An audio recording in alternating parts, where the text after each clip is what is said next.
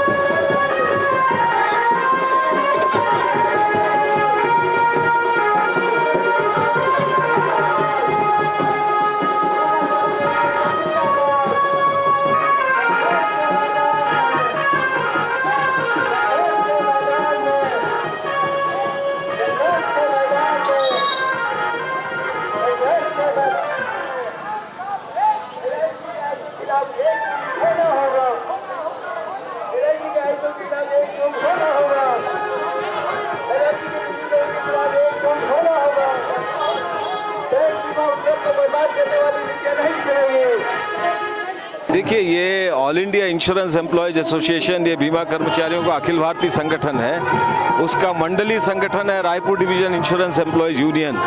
जिसका जन्म 1971 में हुआ था।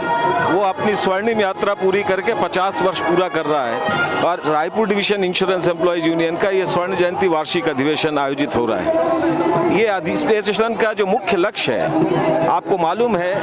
1956 में भारतीय जीवन बीमा निगम बनी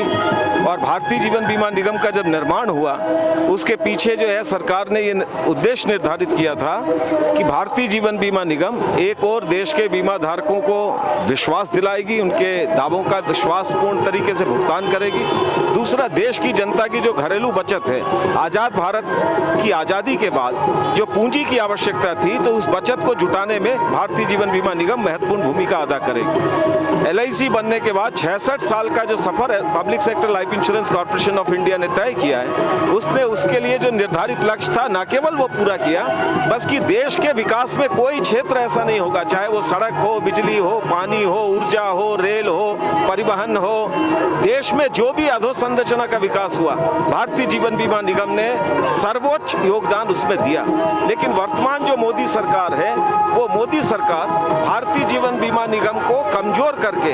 ये जो भारतीय जीवन बीमा निगम ने देश के बीमा धारकों की बचत के जरिए जो विपुल संपत्ति का निर्माण किया है, उसको निजी पूंजी के हाथों निजीकरण और विनिवेशीकरण के नाम से हस्तांतरित करने की कोशिश कर रही है। LIC का IPO जारी करने का भारत सरकार ने फैसला किया है और उसी संदर्भ में भारतीय जीवन बीमा निगम को शेयर बाजार में सूचीबद्ध करने के लिए उन्होंने एक 652 पृष्ठ का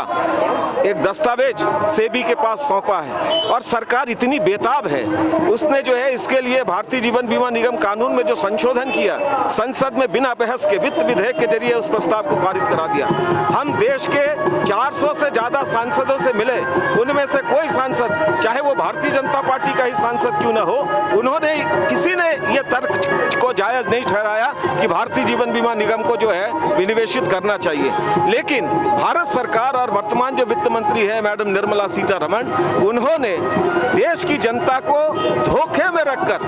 उनका ये कहना है कि इससे बीमा धारकों के LIC के प्रॉपर्टी में शेयर मिलेगा, ये बिल्कुल हकीकत से कोसों दूर है। क्योंकि LIC का जिस 5% राशि को विनिवेश करने का फैसला भारत सरकार ले रही है और उनका अनुमान है कि उसके जरिए वो 68,000 से लेकर 71,000 करोड़ रुपए जुटाएंगे, उसी प्रस्ताव में ये भी है कि LIC के विनिवेश के जरिए जो भी पैसा इकट्ठा होगा उसका एक पाई फूटी कौड़ी भी LIC को नहीं मिलेगा और वो भारत सरकार का जो बजट घाटा है उसको पूरा करने के लिए भारत सरकार वो जुटाएगी। इसका मतलब है ये बीमा धारक का पैसा है। LIC में भारत सरकार ने केवल 5 करोड़ लगाया, बाकी 39 लाख करोड़ रुपया का जो भारतीय जीवन बीमा निगम का परिसंपत्ति है, ये देश के बीमा धारकों का पैसा है। और देश के बीमा धारकों के बिना सलाह के बिना भारत सरकार LIC को जो विनिवेश करने या LIC का IPO जारी करने का फैसला कर रही है, ये देश विरोधी कदम है, ये बीमा धारकों के साथ धोखा है। ये देश की जनता के अंदर भारतीय जीवन बीमा निगम ने जो अगाध विश्वास कायम किया है, ये उस विश्वास की बिक्री है और एक किस्म से ये देश के आजादी और आत्मनिर्भरता की बिक्री है।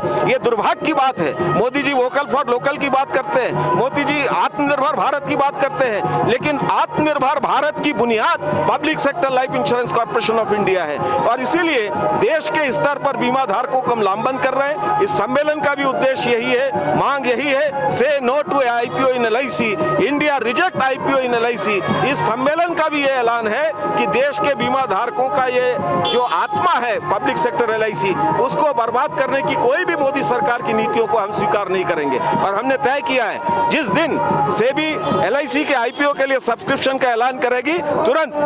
बीमा कर्मचारी और अधिकारी एक दिन की हड़ताल करेंगे। हमने ऐलान किया है 28 और 29 मार्च को देश के सारे जो 10 केंद्रीय ट्रेड यूनियन है, उनके साथ सारे भारत के मजदूर, 20 करोड़ से ज्यादा मजदूर मोदी सरकार की नीतियों के खिलाफ 2 दिन की हड़ताल कर रहे हैं। और इस सम्मेलन के जरिए हम यही ऐलान करने वाले हैं कि भारत की पब्लिक सेक्टर, जिनको कोई टाटा बाटा बिरला डालमिया अंबानी अदानी ने नहीं बनाया, हिंदुस्तान के जनता के खून पसीने की कमाई से वो बना है, उसे बेचने का कोई अधिकार नरेंद्र मोदी की सरकार को नहीं है, भाजपा की सरकार को नहीं है। और इस सरकार की इस देश विरोधी साजिश को किसी सूरत में बीमा कर्मचारी स्वीकार करने के लिए तैयार नहीं। Dharmaraj Mahapatra, all India insurance employees association, joint secretary, general secretary, central zone insurance employees association. Latest news के लिए सब्सक्राइब करें और न्यूज़ अपडेट्स के लिए बेल आइकन पर क्लिक करें।